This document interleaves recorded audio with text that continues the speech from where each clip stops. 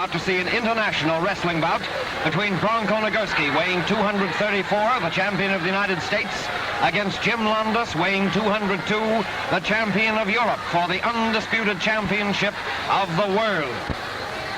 The official announcer has just introduced the two boys, and they're coming out from their corners to receive the instructions from the referee, with their seconds and handlers right there listening in on the conversation. That's Bronco Nagurski with his back to the camera. The two boys shake hands now, with Nagurski coming back to this corner on the left, Jimmy Londos going over to his corner on the right. Jimmy Londos is giving away 32 pounds in this championship match in Convention Hall. They meet out in the center of the ring. Backpedaling away is Jimmy Londos, a little bit wary, a little bit afraid to get into that referee's hold that Bronco Nagurski seems so anxious to get into to start the proceedings here tonight. Over against the ropes goes Jimmy Londos, and he backpedals away because he knew he was in a bad spot there for the moment. It might have been possible for Bronco Nagurski to get in there with a punishing hold. Back in the center of the ring they go into the referee's hold once again, each struggling with all of his more than 200 pounds to get the edge of that referee's hold. First one has it, and then the other has it, with diminutive Jimmy Londos backpedaling away over into the corner, ducking out of harm's way just in time, then coming out to meet Bronco Nagurski the ring once again, and once again to struggle in that referee's, but not for long, as Nagurski brings Londos smashing down to the canvas with a wrist lock. But again, Londos ducked out of harm's way just in time. Back into the referee's hold again. It takes some few moments to get this bout started here. Each of these boys is a veteran of the ring wars. Each is a very capable performer, and each is a little too clever to give the other boy much of an advantage.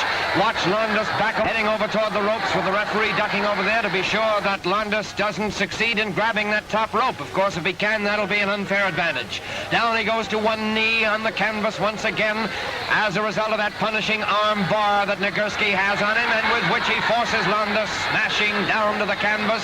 Londos, however, is able to keep one shoulder off the canvas long enough to keep out of danger of losing this one-fall match.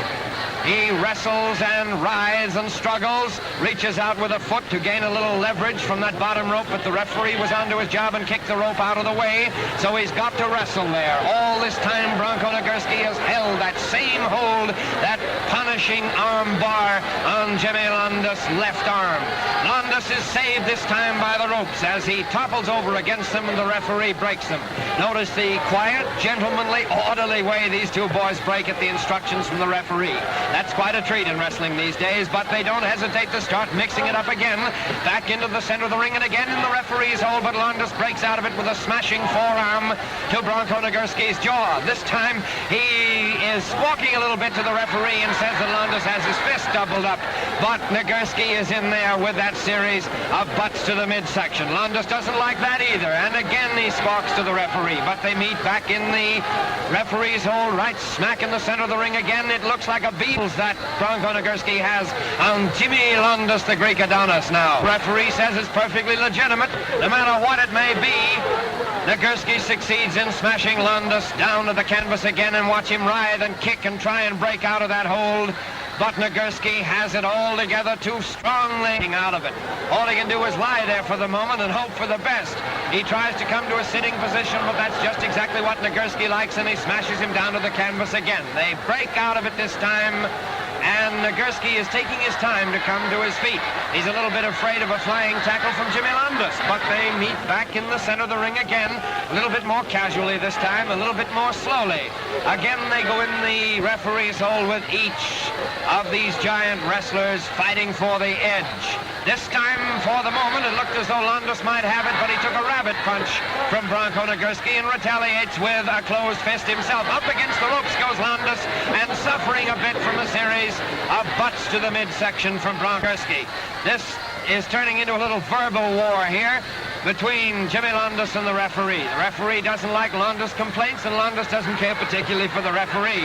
Londos receives another punishing right forearm, two of them, three of them from Bronco Nagurski, and claims the friendly protection of the ropes for just a moment.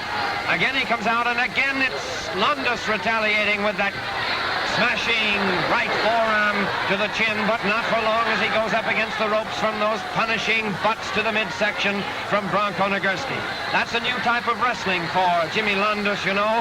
Some of the younger boys who were football players in college started this business of butts and flying tackles.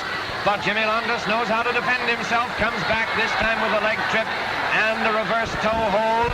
That isn't doing Bronco Nagurski any good. As a matter of fact, the Bronc doesn't like it and tries to kick his way out of it, finally succeeds in doing just that. And Londos is a little bit sorry that he did get out of that, because it's a very arm stretch there that Bronco Nagurski was receiving, but Nagurski gets out of it all right, comes up with a leg stretch.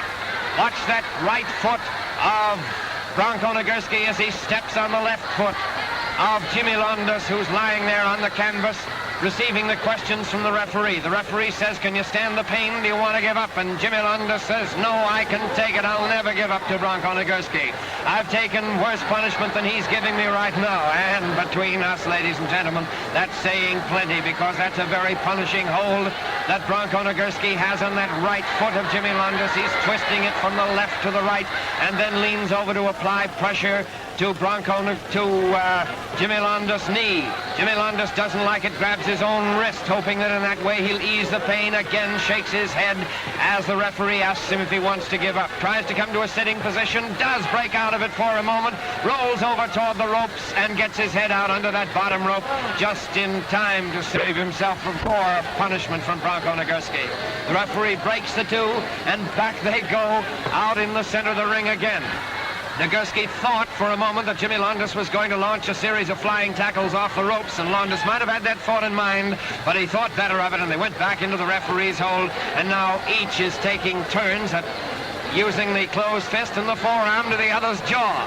It isn't doing either one of these wrestlers much good, but there's a side chancery now in the much smaller man's body as he arches his back and then finally throws Nagurski over the top rope himself. That was a grand exhibition of strength, but it didn't do Jimmy Londos, because Nagurski came flying off those ropes with the start of a series of flying tackles, and it just had to claim the protection of the bottom rope. Heat in the referee's hold again in the center of the ring, with Londos giving away a little bit, but then he goes crashing to the canvas over Nagurski's shoulder. The second time he crashes to the canvas over the wrong straight shoulder there, and ducks out of the way of another one of those flying tackles just in time. The referee counts 2, 3, 4, 5 as Jimmy Londos stays out on the apron of the ring trying to get his breath, and now he's back in the center of the ring, back into the referee's hold once again as they struggle for the advantage. There's a leg trip that Nagurski is taking from Jimmy Londos. Londos is bound and determined. He's going to give Bronco Nagurski just exactly what the giant Bronc gave him just a few moments ago. There's that leg spread there that isn't doing Bronco Nagurski a bit of good this time. He grabs his own leg to try and ease the pain, and apparently wants to twist his own leg. Says if there's any leg twisting to be done here, I'll do that, Mr. Londos. But Londos is inclined to argue about it and pulls the leg away, and still applies all that pressure that is giving Bronco Nagurski so much pain as he writhes in agony. You can see the pain written on his face as he tries to come to a sitting position directly opposite the camera here. Opening his mouth, his face is a series of contortions and grimaces as he tries to convey to this audience some idea of the tremendous pain under which he's laboring at the moment. He was saved that time by the ropes. It was Nagurski's turn to be saved by the ropes, which have saved Jimmy Londos so many times in the start of this one fall to a finished bout here at Convention Hall in Philadelphia. There goes a side chancery, bringing Nagurski to the canvas, but not for long as he comes out of it with a very punishing head scissors on Jimmy Londos. Watch Londos try and kick out of that, but he can't do it. That scissors is too tightly wrapped around his jaw, and he claims that it's a stranglehold, but the referee gets over there to examine it and says, no, it's perfectly legal.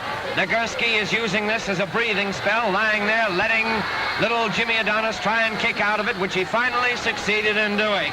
But now it's up to the two to meet in the center of the ring and get back in that referee's hold once again. Ladies and gentlemen, this is a hard, fierce wrestling bout with good, clean wrestling all the way. A couple of the finest wrestlers in the business right there in the center of the ring, giving a grand exhibition of the art to about 10,000 wildly excited fans at Convention Hall in Philadelphia. That's Beals again on little Jimmy Londos, and that's a very punishing hold, because if Bronco Nagurski wants to snap it, the result is, or might be, that Londos would crash to the canvas or go over the top rope. Jimmy Londos looks in a bad way there now as Bronco Nagurski swarms all over him like half a dozen wrestlers. Jimmy Londos doesn't know from which direction the attack is going to come. We can't see just exactly what that hold is that Nagurski has on him, but it isn't doing him any good. Two boys roll over the ropes with Londos on top. Nagurski stretching that leg out under the ropes just long enough to make the referee break that hold, and Jim Londos doesn't like it at all. Objects to the referee, but it gets him nowhere, so they come back into the center of the ring and quickly back into the referee's hold again. Each struggling to come out on top. If it's possible, it's Nagurski this time. And watch that gigantic strength of Jim Londos as he foils Nagurski, who tries to bring him over shoulder with that chancery and crashing down to the canvas. It's sheer brute strength alone, plus skill, which is letting Londos foil Nagurski there in that attempt to throw him over shoulder with that chancery. It's one of the grandest exhibitions of scientific and skillful and strengthy wrestling that we've ever seen. Nagurski gives up and backpedals away in disgust, coming back into the referee's hold again, with Jimmy Londos applying that side chancery this time. The referee apparently rules that it's a stranglehold. Londos objects, but still it gets him nowhere. He throws his hands out in appeal to the audience, but then decides that he'll stick to wrestling and comes back into the center of the ring again in the referee's hold. Let's see who comes out on top this time. Again, it's Londos with a chancery over shoulder. He throws Nagurski. Nagurski implies by his gestures that it's a stranglehold. Nagurski holds onto that top rope there as the smaller man, Jim Londos, tries to throw him out. Both wrestlers go out over that top rope, with Londos the first one to climb back into the ring. He's carrying on that personal feud with the referee that has been in existence there since the first bell. They're mixing it up again. There comes that airplane whirl and slam, with Nagurski crashing down to the canvas, with Jim Londos swarming over him, attempting to pin those shoulders for the required 3 seconds. Another airplane whirl, another slam, and once more Jim Londos is on top of Bronco Nagurski. Nagurski succeeds in kicking out of that one, however, and charges off the ropes with a flying tackle. There's another flying tackle, flooring Jim Londos and forcing him out on the apron of the ring between the center and bottom ropes. The referee starts his count, but Londos doesn't even care to rest. He comes right back in again and is thrown once more by Bronco Nagurski. Again he crashes to the canvas with that chancery, with Nagurski in there anxious to press that advantage if he possibly can. This time Londos has gotten around behind him, but it still does him no good, and once more he crashes to the canvas using a rabbit punch now and then in an attempt to break out of that hold if he possibly can. He's managing to keep that right shoulder off the canvas. The referee is down there looking to see if it's a fall, but no, he's back up onto his feet again, with Nagurski dragging him over to the ropes. And watch that left arm of Nagurski's go over Londos' shoulder. That was a punishing hold if we ever saw one. Yes, it was, ladies and gentlemen. The referee has objected to it. Jim Londos is over in the neutral corner, and Bronco Nagurski is feeling of that injured arm of his, trying to get circulation back into it if he can, and obviously trying to keep it out of harm's way. He's trying to protect it and wrestle solely with his right arm if it's at all possible. He's determined and anxious to finish this bout in just as quick time as he possibly can, because that left arm of his is apt to get him in trouble. There it is again. Londos has the scent of victory in his nostrils, apparently. He knows that he has severely hurt that left arm of Bronco Nagurski's, and he's pressing in there anxious to apply all the punishing holds to that left arm that he possibly can. Nagurski saved himself that time by a well-placed kick to the jaw, but Jimmy Londos is pressing in there, chasing after Nagurski, smashing him to the canvas with that airplane whirl and slam. Now apparently deciding to go to work on that arm again. It's that same arm over the shoulder to which he's already applied such punishment. Down to the canvas, Bronco Nagurski goes once more. Watch him try and protect that arm if he can, but no, Jimmy Londos is too quick for him. He gets in there with the airplane whirl, slams him to the canvas again. It looks bad, ladies and gentlemen, for Bronco Nagurski. Watch the referee down there counting, and there is a new champion of the world, Jim Londos, who in his excitement and happiness jumps up and down like a rubber ball. Another regular big-time wrestling feature. Lily Bitter of Newark, New Jersey, and from Houston, Texas, oh, my left is June Byers. They meet out in the center of the ring as Lou Britton gives them the referee's instructions. He says no socking, no pulling of the hair. He is having demonstrated to him now by June Byers what she can do, what she can't do. Oh, you're not supposed to use the knee. in a knee lift, but you'll probably see it executed as well as you'll probably see some of the hair of these two young ladies being pulled. Both of them are natural brown-headed girls. You can't call them brunettes. You can't call them blondes. Looks to me like June is wearing her hair quite a bit shorter than Lily. Short hair is, of course, the poodle style of today. The girls shake hands, go back to their corners, and the glitter in June's eye says that there might be a little bit of trouble. And now, it's wrestling tonight. June Byers of Houston, Texas, Lily Bitter of Newark, New Jersey. The referees hold, each of them trying to get something on the other out there now. And the pressure's being applied in the center of the ring.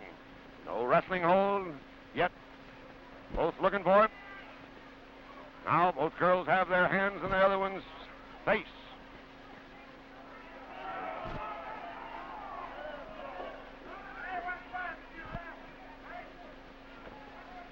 Bodies meet there now in another referee hold. Each of them trying. So finally, Lily tosses June down onto the mat.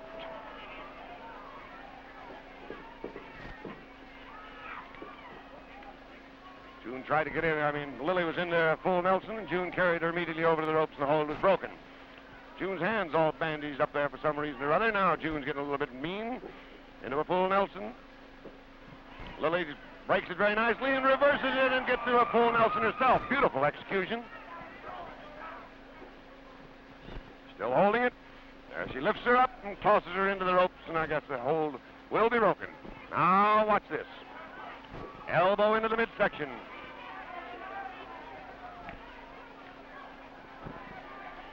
She says, no, that wasn't bad. Wasn't bad at all. Oh, that's running around. I can't keep track of them. Like a couple of wild ones down in Georgia in a peach orchard. Boars, or what do they call them? Swine. That's the way they were running around there. Into a side headlock there to pull of the hair by June Byers, and down on the mat goes Lily Bitter. And that wrist lock there now. There's a lot of pressure being put on her by June. She puts her foot right over there on the palm of the hand, and the pressure is brought back in there and almost trying to go into a surfboard now. Now we'll watch it. Breaks it, gets her hand on that chin. However, she's still maintaining that hammerlock. Now a snap over there, and a hold is broken. Wow! Two hard socks. Ooh, brother. That June came back with a left. That was a hard left. Pulls that hair. Another left. She's a southpaw. And look at that. June rolled aside very nicely. Lily did, and June went down. There's the lift up there by June Byers. June's got a choke on it. And hold her up there. Choking her life out of Lily. Over there, she holds her up there, and Lou can't see it.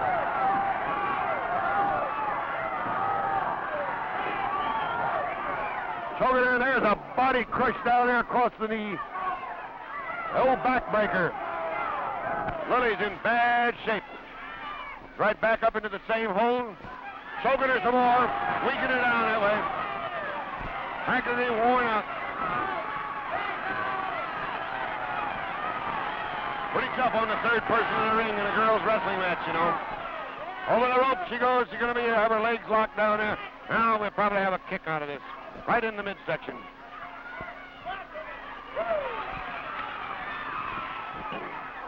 Wow, pulls her hair up and lets her go down as Lou's trying to release her. Up comes the hair again. Down goes Lily. June Byers. Lou says, I'm going to disqualify if you don't stop all this stuff. Have a spectator from the audience came and released her. And now June's tied up on the rope. He's tied up, and Lily is giving her the stuff.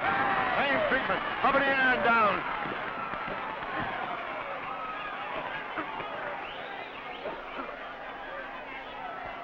Girls are back there now. Both of them working on each other's hair. There's a crush across there with a knee lift.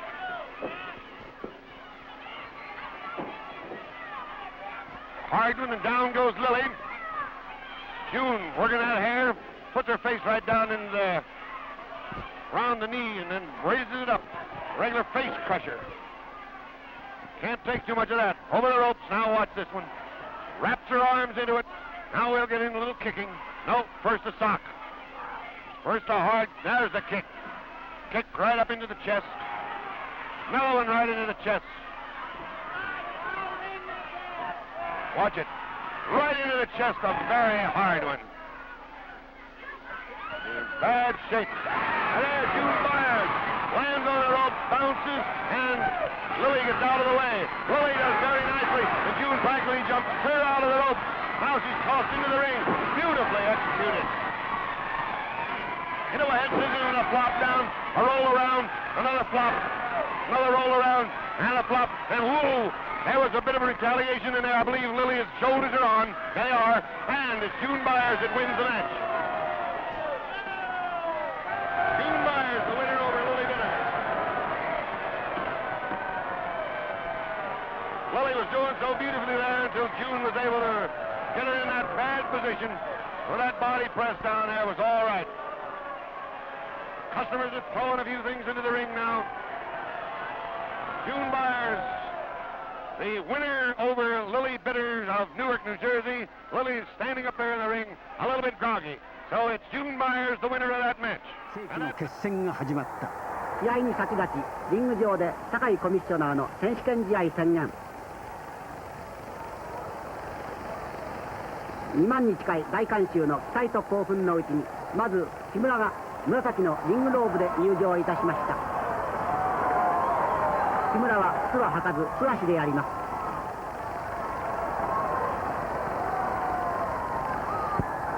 ついで力道山が派手な兜へのバスク式のローブでリングに上がりました。観衆の興奮はようやく絶頂に達成としております。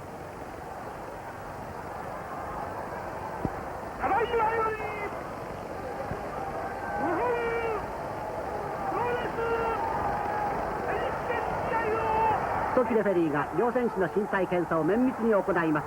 力道山245ポンド、木村212ポンドでやります。かくしていよいよ試合開始。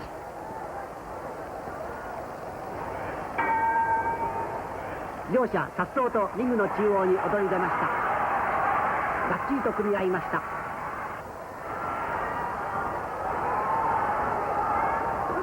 木村まず力道山をロープに圧倒。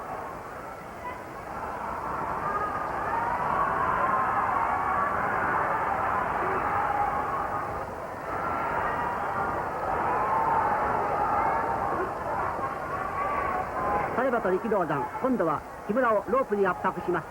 試合開始直後、五分と五分との対戦でやります。リング上がっちり組み合った両選手。隙を見て木村、鮮やかな一本背負い。見事に力道山の巨体をリング上に投げ飛ばしました。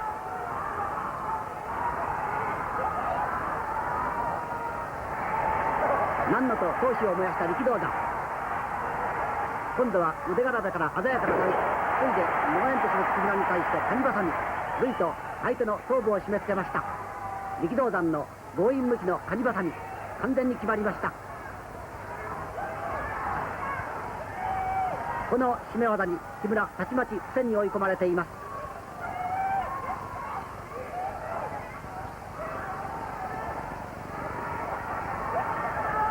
がっちり決まった力道山のカニバサミ。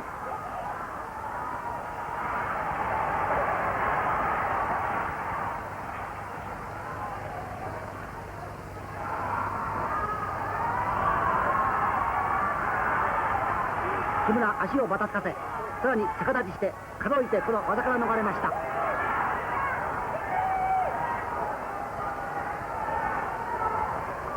依然として攻撃の手を緩めない力道山。今度は腕固めから投げ技。しかしこれは失敗。すぐに足取りに移りました。力道山の瞬時も攻撃の手を緩めないタイミングの良さ。依然として木村防戦に追い込まれています。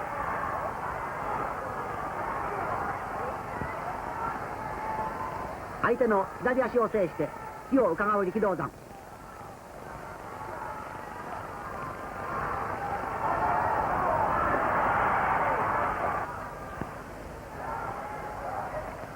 チャンスと見るや腕固めから大きな投げ技、鮮やかに決まりました。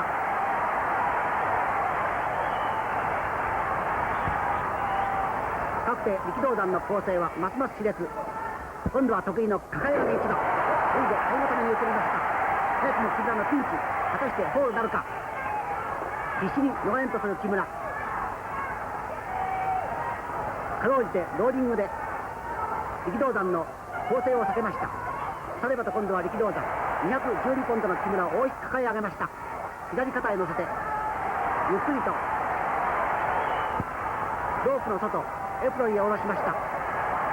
リングの外に投げ出すことはルールによって禁じられています。この辺り力道山、余裕着々たる演技であります。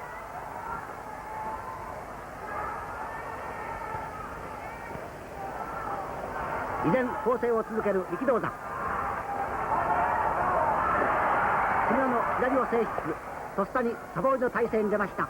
力道山のサボーリ、木村の背中に両手をがっちりとクラッチして締め付けます。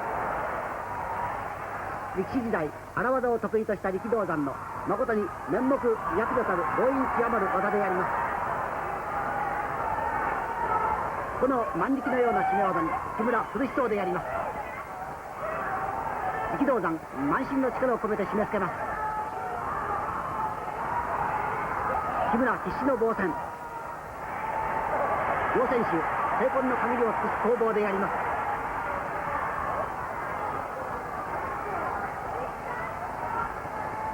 10分経過、10分経過でございます。力道を締め付ければ木村懸命の防戦。両者力の限りを尽くしています。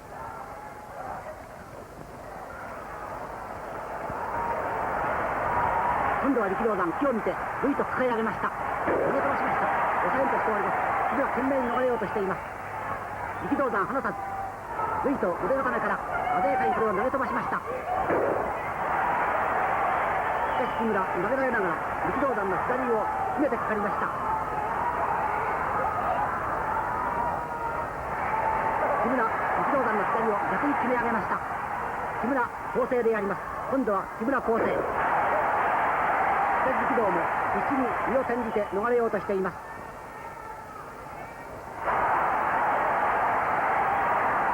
木村の腕固めはますますがっちりと決まりました。しかし力道山また両腕をがっちりとクラッチして微動だもせず、この辺両選手の攻防は誠に見事でありま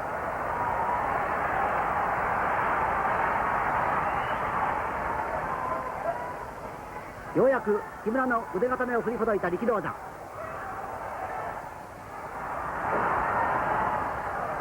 力道得意の抱え投げ、一番鮮やかに決まりました。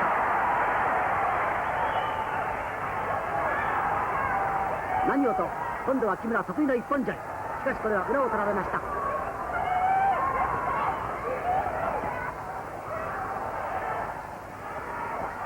かくて両選手にらみ合い、ここで力道山初めて得意の空手打ちの構えを見せました。じりじりと隙を伺う両選手、気迫あふれてこの辺り、動きこそ少ないが精神力の戦いであり、観衆いずれも固唾を飲んでおります。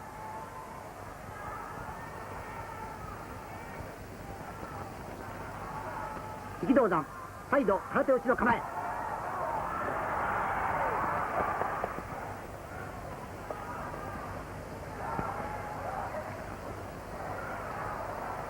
ここで三度力道山空手打ちの構えを見せれば木村見事な防御の構え、鮮やかであります。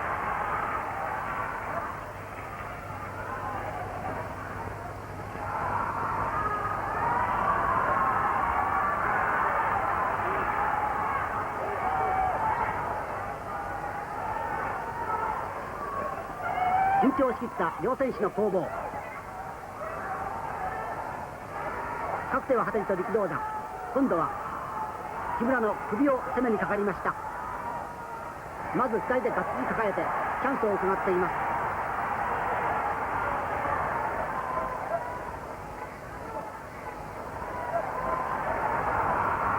気を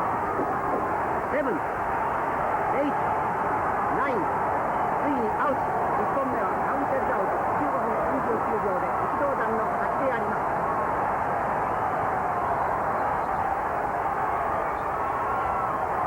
しかしながら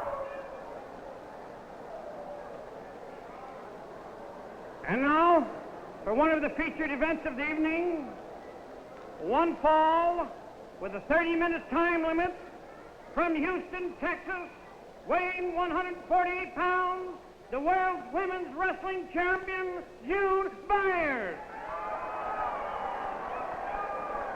Her opponent on this side of the ring, from Columbus, Ohio, weighing 150 pounds, Penny Banner. Referee, Fred Nicholas. Well, here, dear kids, you've got something you've been asking for. A gals match, and none other than the world's women's champion, June Byers, on your left, and on your right, Penny Banner. Fred Nicholas is the referee, as always. Many of you folks have written and asked me how his name is spelled. Is it Nichols, Nicholas? What's the difference? He's just plain Fred does. We have fun. So here we go.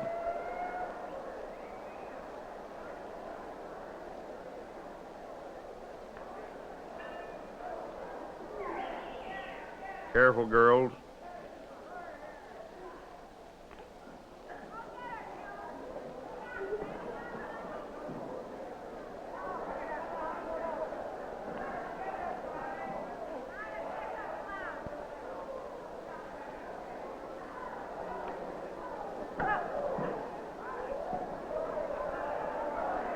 Not much needs me to say anything in here. You just watch.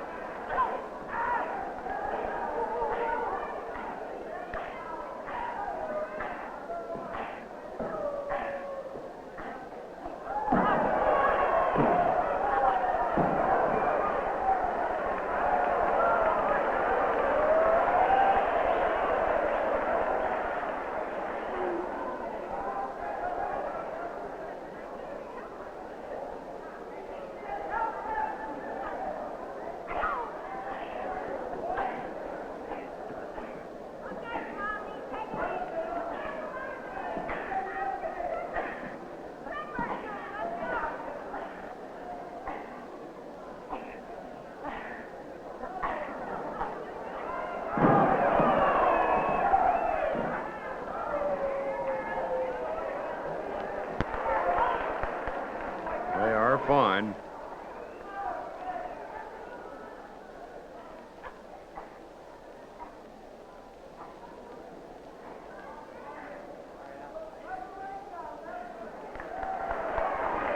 Hoorah! Clean break.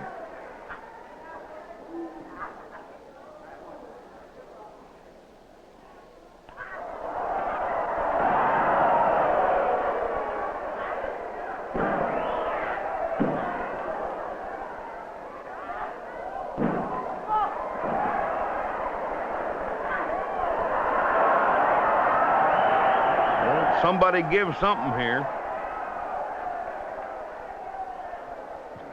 Good idea to break it up. Oh, nice kid, this one.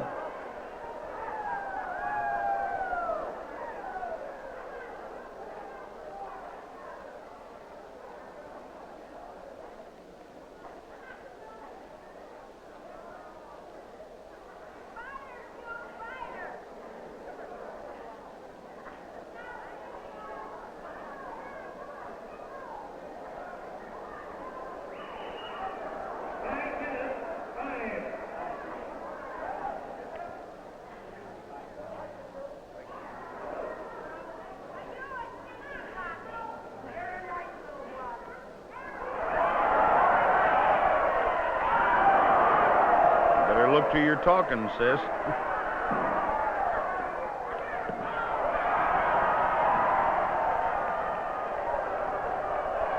He who gets slapped, or she who gets slapped, I forget how the line goes.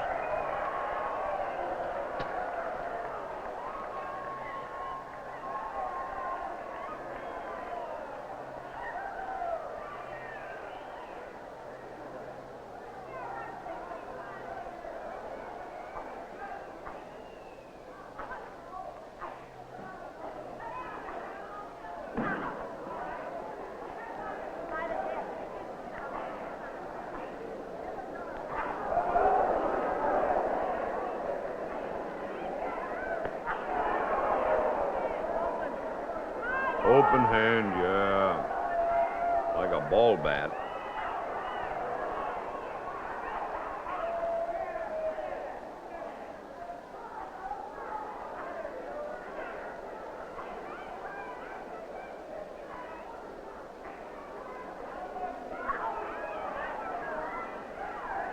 You know something, Penny? I think you're mean.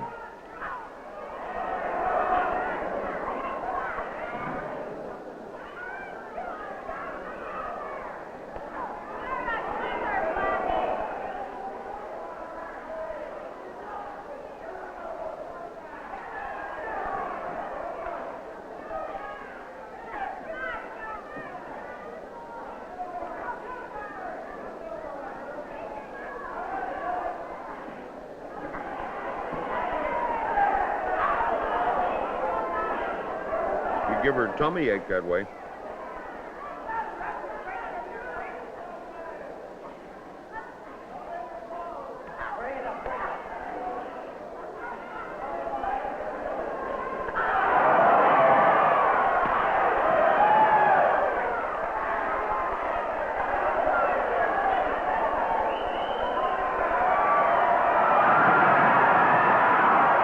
Oh, now what are you going to do?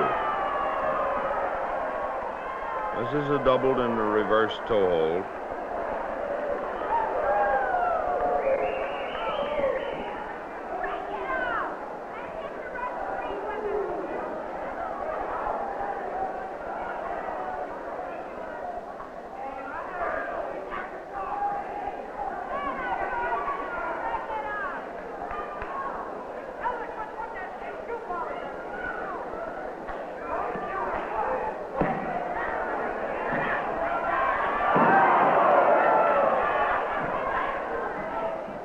Boy, the way these gals use kangaroo kicks right up off of the floor.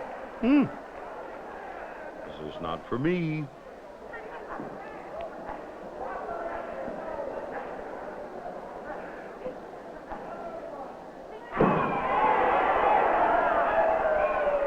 What's the matter, Junie?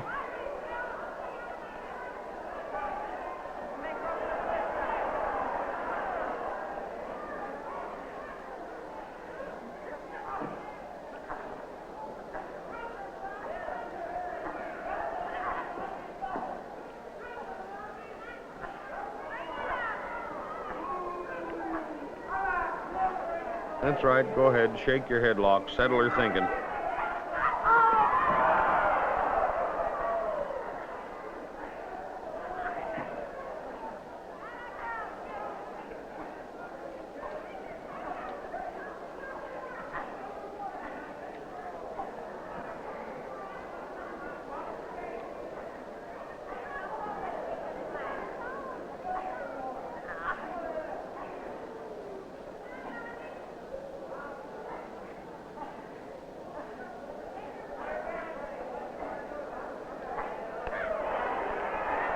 Oops-a-daisy. Oh, my aching back.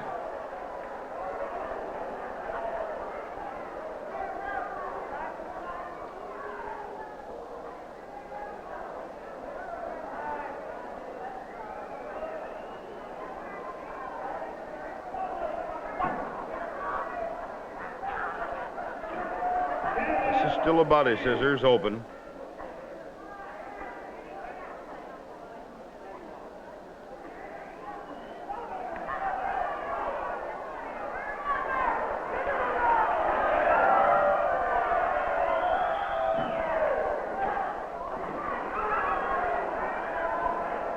Girls, ladies, that is, you're out from under the ropes.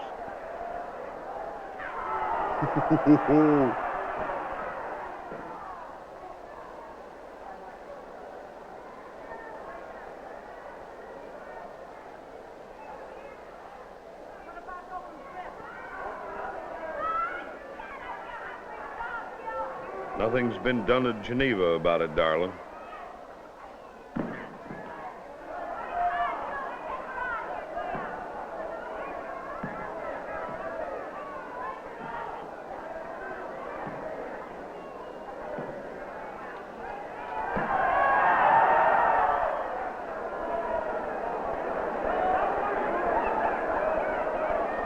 June Byers has always been a very popular favorite amongst the lady wrestlers.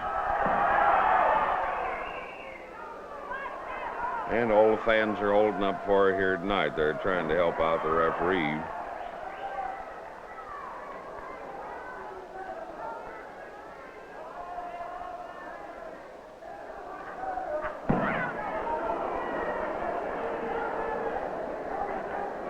Inside, step over toe hold.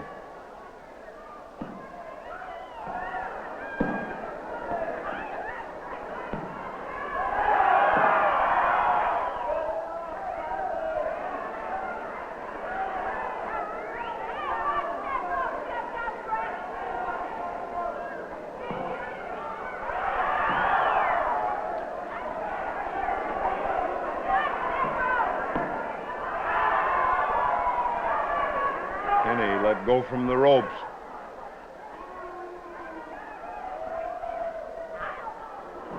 Just a cute knee right in the face. Nothing like standing on Lady's Adam's apple to improve her speech tone. Drag, drop kick.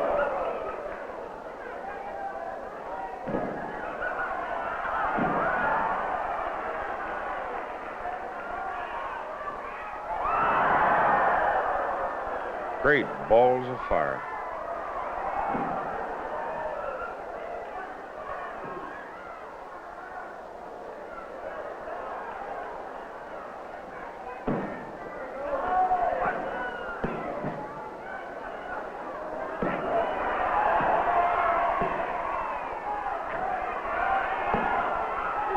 Well, this is what makes champions.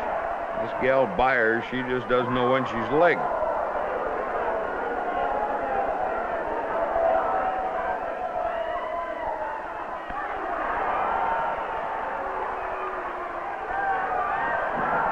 Old-fashioned monkey rip.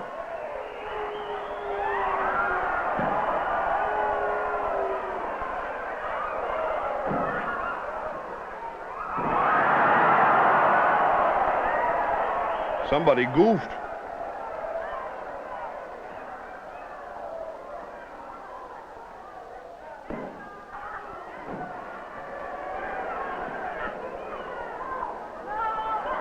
Well, maybe this is it. 1, 2, 3. That's it. Well, Junie Byers won again. In this corner, weighing 275 pounds, from Detroit, Michigan, Killer Kowalski. And in this corner, weighing 225 pounds, from Paris, France, Eduardo Carpentier. Your referee, Frank Ellis. Edouard Carpentier, the European champion, spotting the methodical Mahler, Killer Kowalski, 275 pounds. He's spotting him 50 pounds. Should be a great match. The methodical monster, Kowalski, more of a stomper than a wrestler. He has sheer strength, a lot of moves. But known for his methodical tactics in the ring.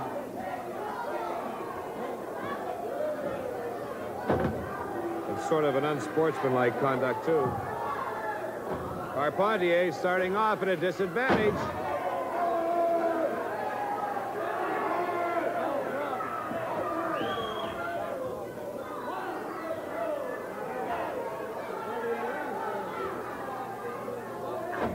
This match is officially underway, and Carpentier is in a lot of trouble.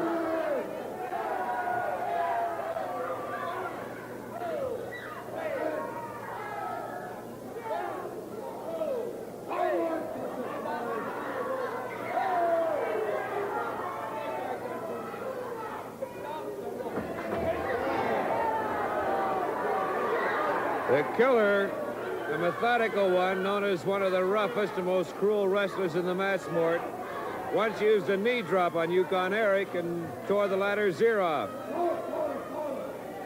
He broke several of the wrestler's legs, and he's out after Carpentier.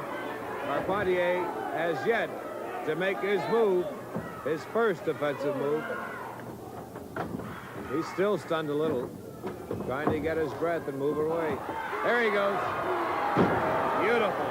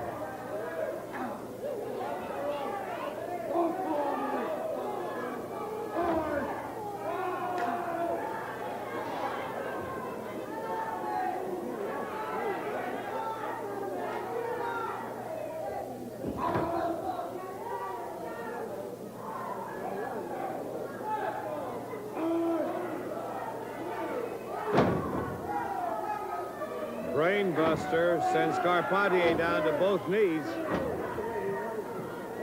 And the methodical Mahler still going after Carpentier. Referee Frank Ellis wanted to know if Carpentier gave up. He said, no, I'm ready to wrestle.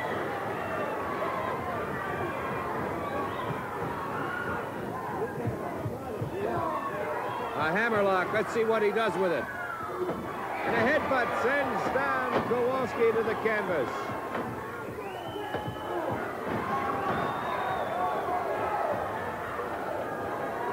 Kowalski certainly can dish it out. Let's see if he can take it.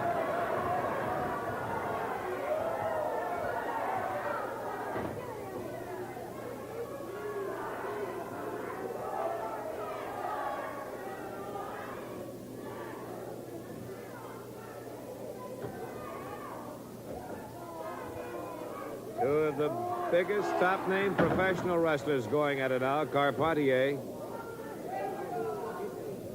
under a hammerlock. as it's applied by the methodical monster killer Kowalski.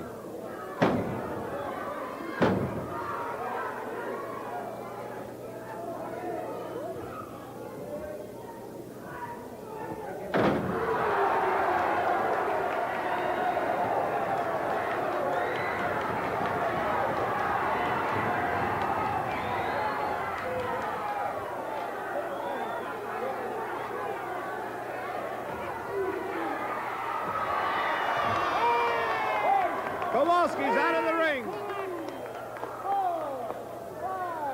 Back in at the count of 6.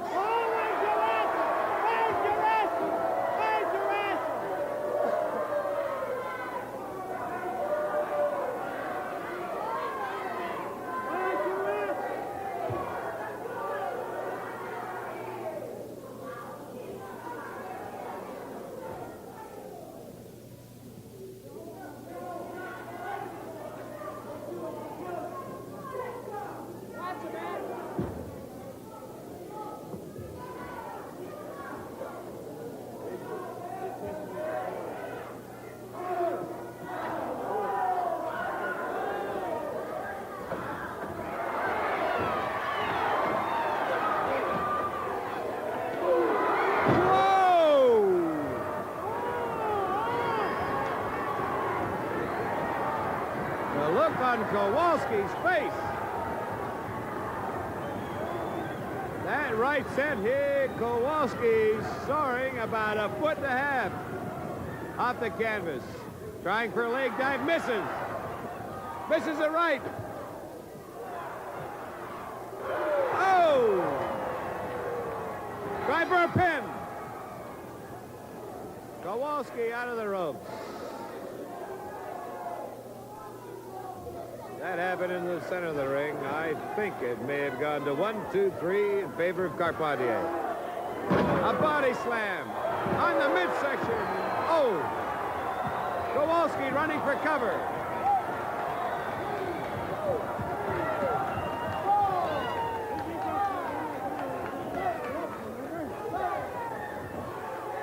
Kowalski in at the count of 7.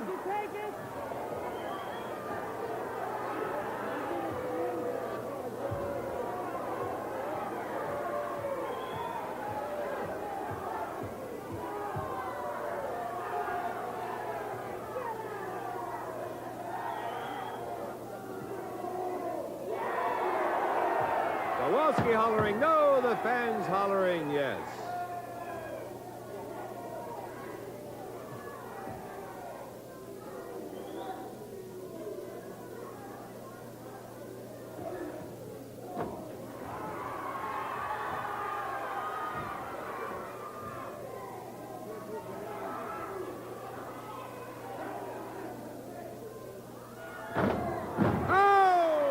Carpentier never let go with the hammerlock. Now the arm lock.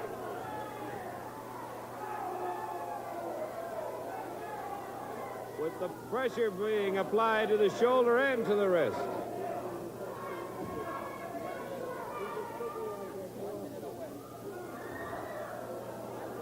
Now where?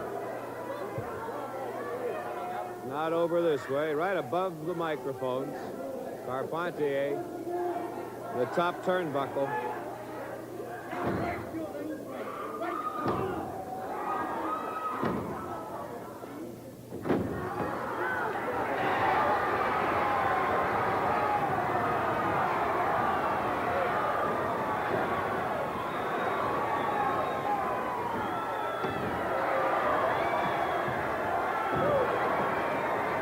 Kowalski's down. Into the turnbuckle twice, and that hurt. Kowalski dazed.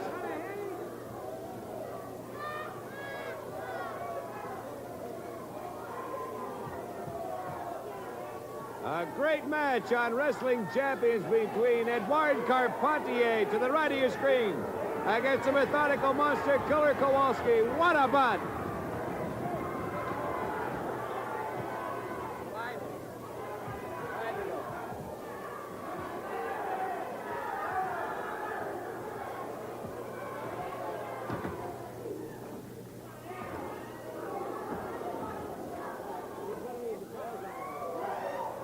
Backbreaker. See if Carpentier can get out of it. If not, that could be it.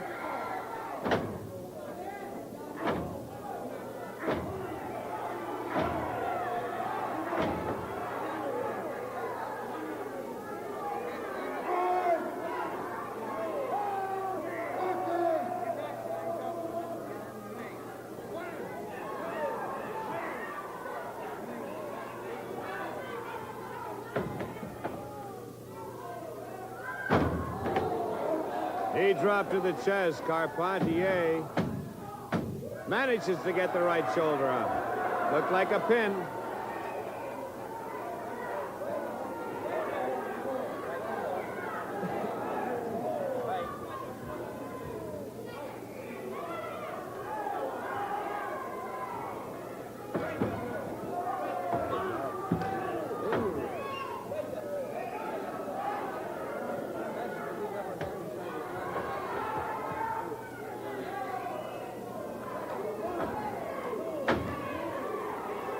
It's amazing how this bout, once Carpentier is on the offensive, then Kowalski back and forth, back and forth. Two real wrestling champions going at it. Fans here pulling for Carpentier.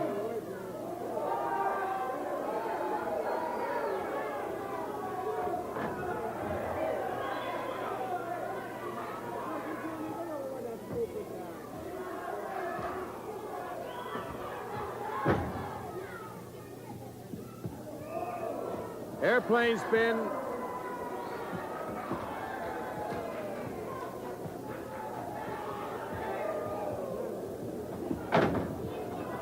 Oh, and Kowalski lost his equilibrium. He went flying high.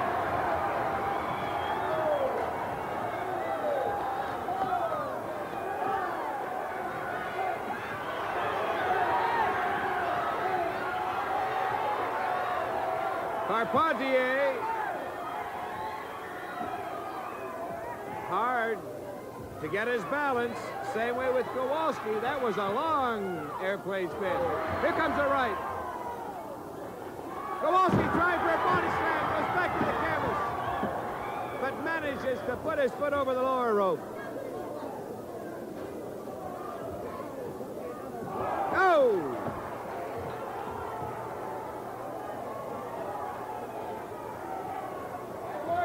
That up, Carpentier making grapes. Grape juice.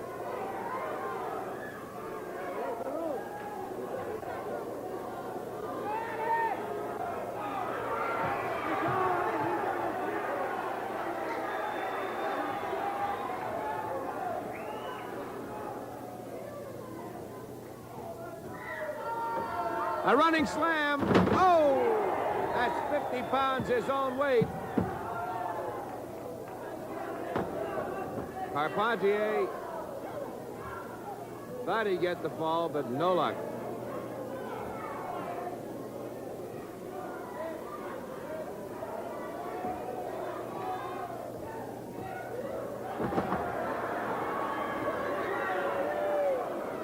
Both wrestlers in great shape.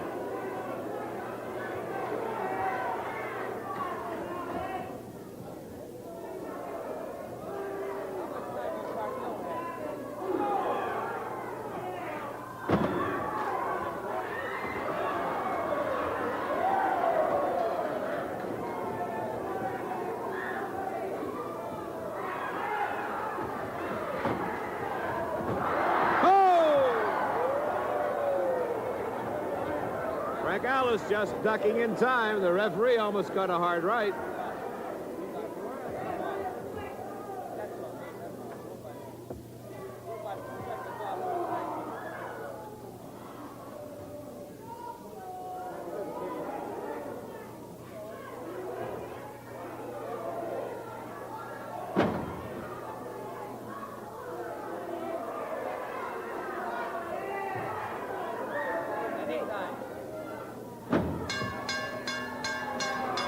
Time has run out on this match. Curfew. Match between Carpentier In the foreground, in the background, Killer Kowalski being retained by the referee Frank Alice. Arbitre William Fossé. C'est un match défi à poids libre, puisque je vous rappelle le poids du Petit Prince, 59 kilos, le poids de Michel Falampin, 71 kilos. Mais j'ai vu, je vous le répète, le Petit Prince à l'entraînement, et c'est vraiment, pour moi, une révélation. Il est malingre, il a l'air comme ça, chétif, il est gros comme une allumette, il est myope comme une taupe, mais en catch, il est vraiment tout à fait extraordinaire. Combat en 30 minutes retombées, et M. Fossé, toute barbiche au vent, est en train de donner les derniers conseils aux deux catcheurs, le Petit Prince, Michel Falampin. Je pense qu'il est inutile de vous préciser que vous voyez en ce moment sur votre écran le Petit Prince, qui vient de disparaître en l'instant, qui avait une cape qu'il a quittée, et le combat commence.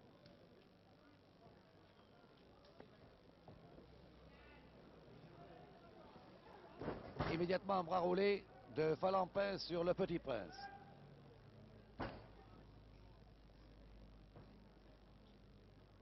Dégagement,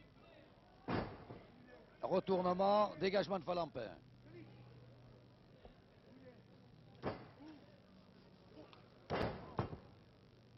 C'est Falampin qui a porté une clé au bras droit du Petit Prince qui essaie déjà de se dégager.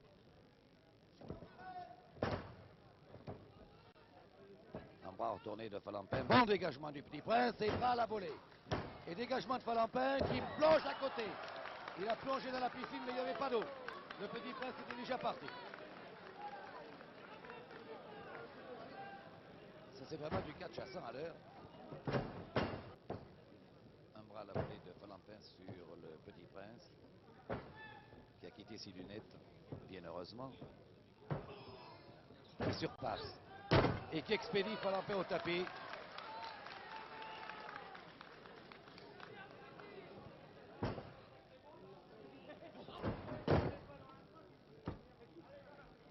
Encore un bras retourné de Falampin sur le Petit Prince. Une nouvelle fois se dégage très acrobatiquement, surpasse la prise et se dégage comme il peut. Il est repris à la tête par Falampin. Et les deux hommes à nouveau debout au milieu du ring. Bon dégagement, encore un surpassement. Et clé bloquée au bras gauche de Falampin par le Petit Prince.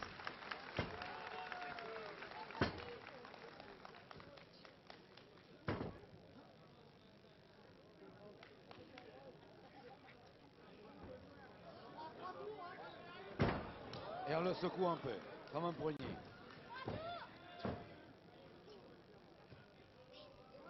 Il n'est pas gros, mais il a une volonté terrible. Falampin arrive à se dégager. Oui, il se dégage.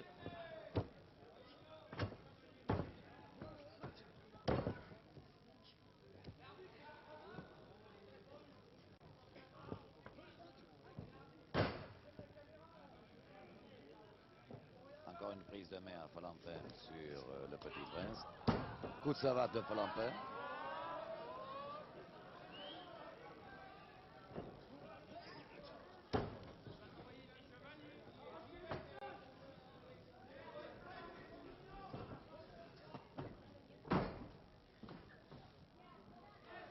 Et cette fois, il se dégage, oui. Ah, très joli. Le dégagement du Petit Prince avec ses deux pieds sous le menton de Falampin, qui est pourtant un catcheur très athlétique et rapide. On va retourner Falampin sur le Petit Prince. Ça a chanté, c'est le Petit Prince qui est un peu désenchanté là, parce qu'il se retrouve sur le ventre avec un bras retourné.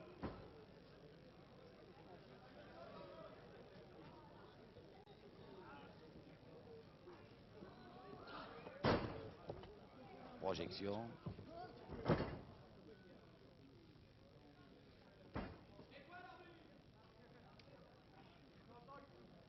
Falampin sur sa prise. La maintient. Alors qu'il essaie de se relever. Le Petit Prince. Ah, il reçoit un nouveau coup de savate de Falampin.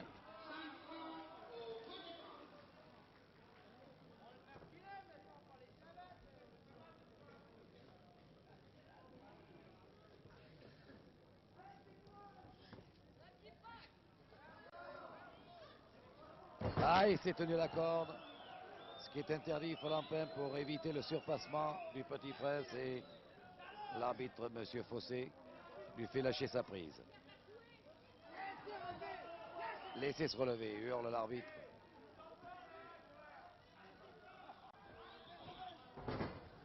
Et il recommence cette prise. Folampin, qu'il a l'air vraiment de beaucoup apprécier. Bras retourné. Et c'est encore une fois tenu aux cordes.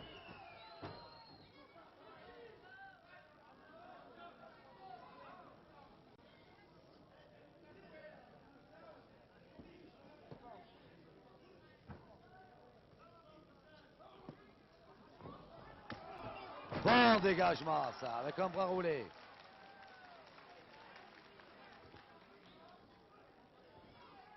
Projection. Planchette japonaise. Oui, là. Non, dégagement de Folampin. 1 contre arbitre, 2. C'est la balançoire. Et finalement, c'est un ciseau bloqué de Folampin et un dégagement.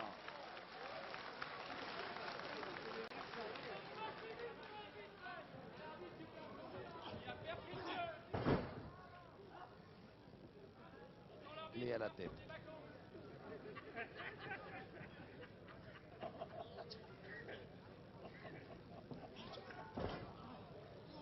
Il recommence ses projections.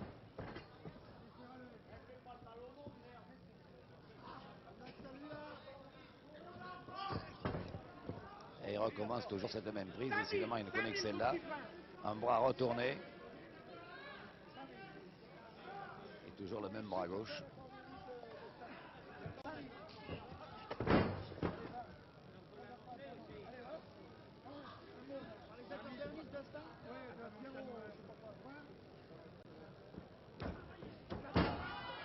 Et le piétine.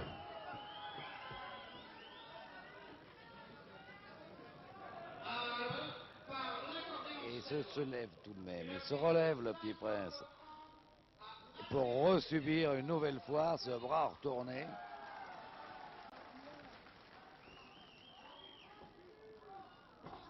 Oui, on la prise tient toujours.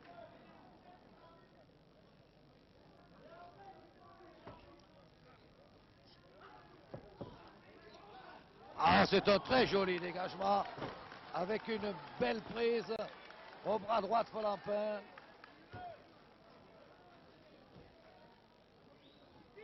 Et comme disait le petit prince au vestiaire, le plus difficile, c'est de bien voir son adversaire parce qu'il est vraiment très très myope. Mais là, il le tient, il ne le lâche pas, il saute par-dessus, il évite les dégagements.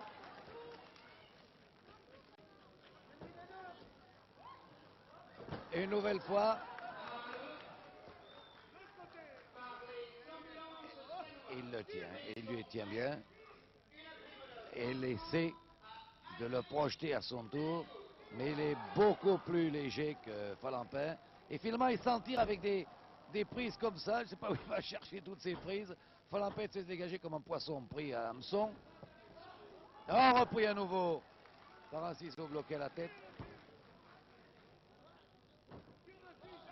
Non.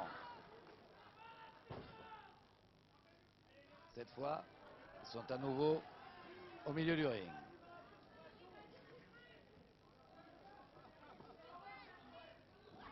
Dégagement. Ah! Il y va de ses 59 kilos. Là, il saute. Belle prise aérienne. Et boum! Et dégagement. Et il recommence un ciseau volé à la tête. Encore un ciseau volé. Et un troisième ciseau, un saut chassé maintenant. Et la tour Eiffel. Et il est dessus, il n'entend plus rien. Ouais, derrière, il est absolument déchaîné, il fait un nœud avec les jambes de Folampin. Et le public applaudit. Héroïsme, est-il.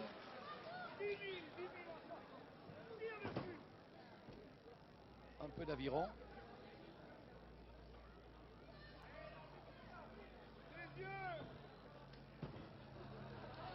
Et à nouveau, il lui tient les pieds. Et ici cramponne. Remarquez que Falampin n'a pas les pieds du grand Ferré. Lui doit faire du 42 alors que Ferré fait du 58. Mais enfin, le Petit Prince le tient bien. Ces petits princes qui se font si rares dans le monde et que l'on trouve parfois sur un ring.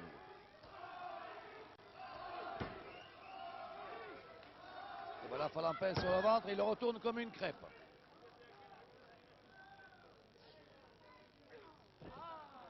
Écartèlement.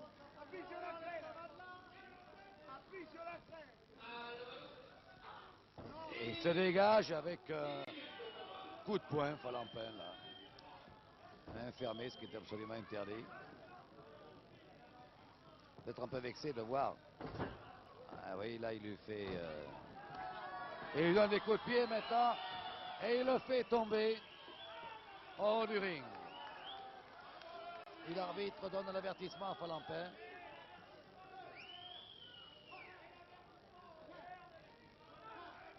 Alors que le Petit Prince revient sur le ring, encouragé par le public.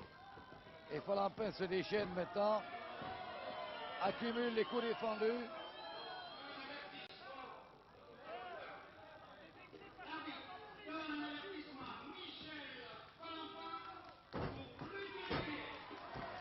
Et il continue, malgré l'avertissement.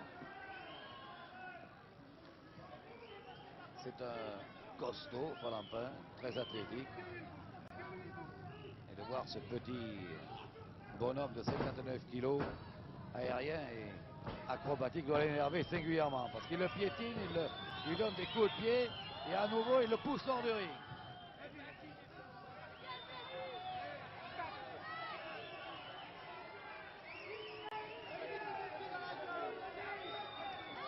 J'aperçois le Petit Prince qui s'apprête à remonter sur le ring une deuxième fois. Il faut qu'il le laisse relever. Ah, et pas concerté à la manchette. Un petit qui n'a pas peur des gros. Troisième manchette. Et c'est Falampin qui recule maintenant. Projection. Paf. Boum. Allez, voilà le Petit Prince à cheval sur Falampin. Le public hurle pour encourager le Petit Prince. Complètement maintenant à cheval. Et qui dans son périlleux arrière se redresse un bon coup de bélier dans l'estomac de Falampin. Ah, c'est vraiment un acrobate, ce gosse.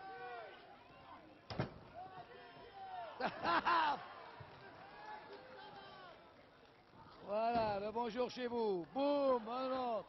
Et coup de poing de Falampin qui le coupe en deux. Petit Prince. Il s'en tire toujours avec des moyens physiques supérieurs.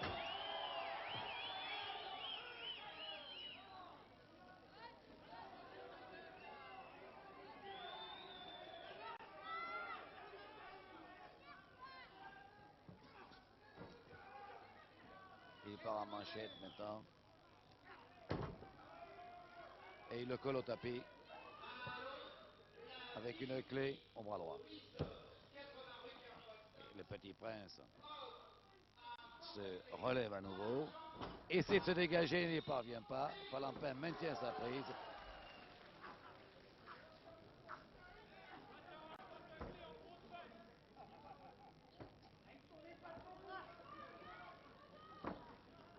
Il retourne, il essaie de se passer la prise, mais il le fait faire une nouvelle pirouette.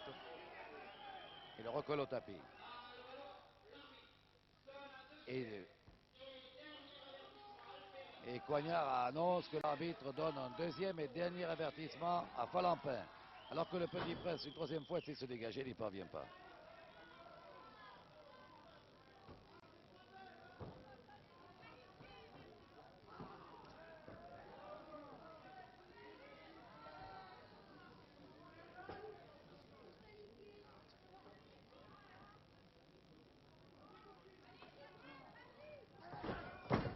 Il essaie de se dégager, mais cette clé au bras droit tient toujours.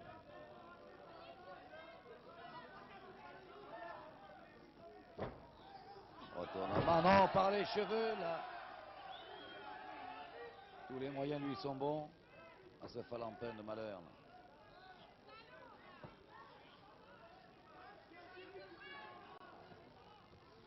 Ah, fois, il a essayé de surpasser, mais il est toujours pris. Redressement, coup de poing, il le recolle au tapis.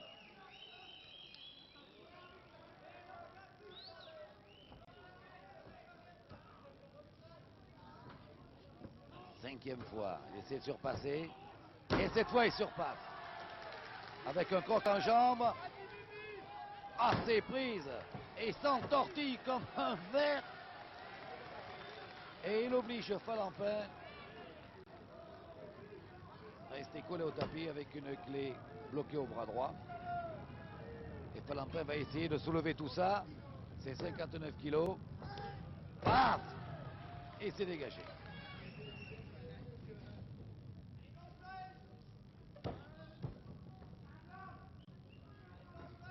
Et il va essayer encore une fois de se dégager.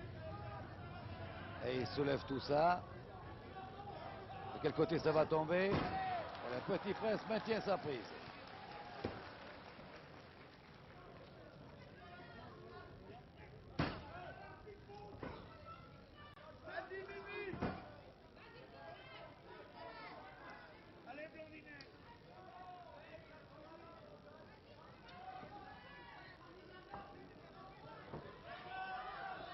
Et encore une fois. Et Falampin, oh là là là là, le balance par-dessus le ring. Et il tombe à nos pieds, le Petit Prince.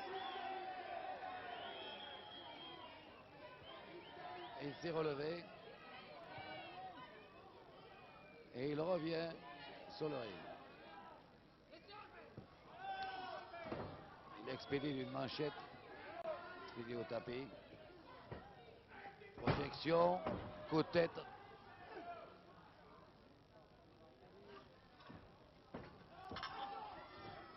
Allez!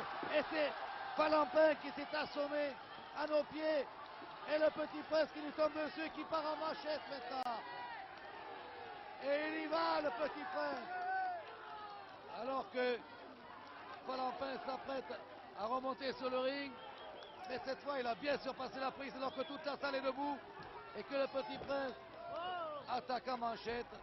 Et que Falampin lui envoie un nouveau coup de poing. Et coup de pied. Coup de bélier, manchette. Projection. Manchette japonaise. Encore une.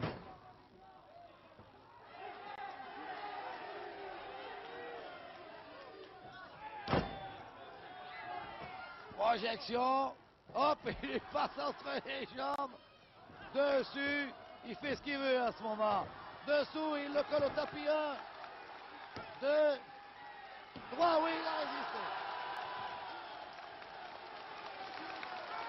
Le Petit Prince vainqueur par tombée.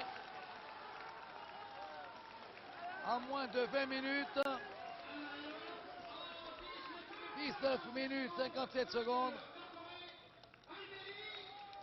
Albéric Déricourt, c'est son nom, dit le Petit Prince. Très acclamé par la foule en 19 minutes 57 secondes. Vainqueur par tombée sur Falampin. Il s'approche de... Il s'est approché de Falampin pour lui serrer la main. Falampin a refusé. Et maintenant, le Petit Prince va revenir dans son coin. On va lui redonner ses lunettes. Jean-Michel Porambier va vous faire un gros plan sur ses lunettes. And already we have one contestant in the ring at 19 stone 1. It's the dynamic Italian Mario Milano. The opponent at 23 stone from Delaware, the strongest wrestler in the world, the man of the hour, Brower Power, Bulldog Brower. And of course he's managed by the General, Big Bad John. The people have spoken and they let Brower know just how they feel about him. The human tank struts around the ring. Yes, I bet he's had a good night's sleep. But, hello, the hand is taped. That doesn't look too good. The General is throwing instructions, or I should say he's throwing orders around the ring, and Milano, of course, is letting them fall on deaf ears. Eddie Swan, your official. And on the bell, the Mammoth one is taken in a side headlock by Milano. And all right on the snout, delightful blow. And another as Milano warms up to this bout very quickly.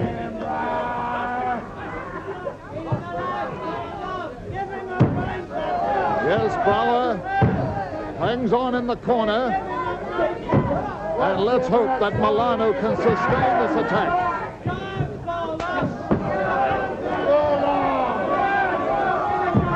Bulldog Brower, who should be in chains himself, is not safe to run around this fellow.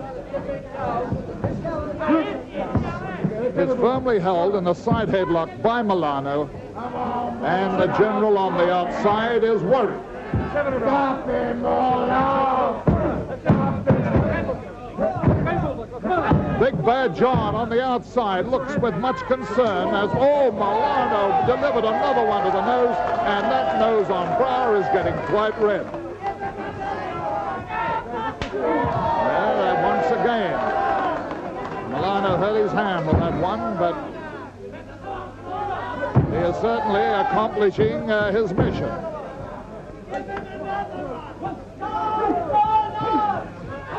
And Bulldog Brower advances with that mighty strength of his, and a right hand.